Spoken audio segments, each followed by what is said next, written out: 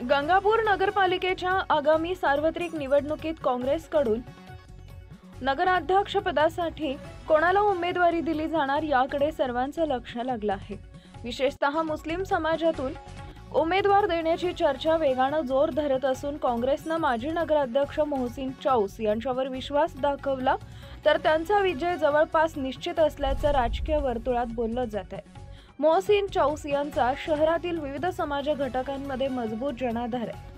नागरिकांशी असलेला सततचा संपर्क आणि सामाजिक स्वीकार्यता या त्यांच्या महत्त्वाच्या ताकदी मानल्या जातात। गंगापूरमधील प्रमुख प्रभागांमध्ये त्यांना मिळणाऱ्या उत्स्फूर्त प्रतिसादामुळे काँग्रेसनं त्यांची अधिकृत उमेदवारी निश्चित केल्यास नगराध्यक्षपदाच्या शर्यतीत काँग्रेसला मोठा फायदा होऊ शकतो असं नागरिकांचं मत आहे।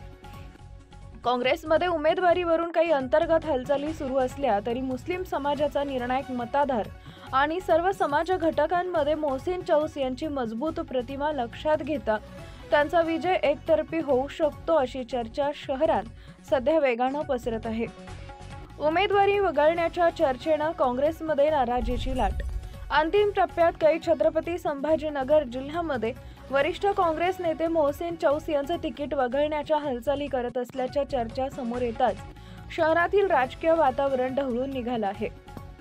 या बातमीमुळे काँग्रेसमध्ये अंतर्गत गटबाजी उपाळून आल्याचं चित्र दिसत असून कार्यकर्त्यांमध्ये ही नाराजी वाढताना दिसतेय। या निर्णयामुळे काँग्रेसच्या अंतिम उमेदवारीवर प्रश्नचिन्ह निर्माण झालंय।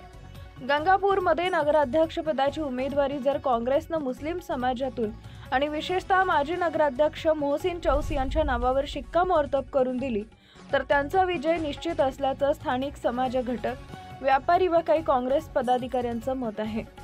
गंगापूर शहरातील समाज घटकांचं म्हणणं आहे की मोहसिन चौस हे सर्वसमावेशक नेतृत्व असून त्यांना सर्वांचा पाठिंबा आहे। काँग्रेसनं त्यांनाच उमेदवारी दिली तर विजय सहज शक्य आहे। काँग्रेसची अंतिम यादी जाहीर होण्याकडे सर्वांचं लक्ष लागलं असून मोहसिन चौस यांच्या नावाची घोषणा झाल्यास गंगापूरच्या राजकीय वातावरणात मोठा बदल घडणं निश्चित मानलं जात आहे।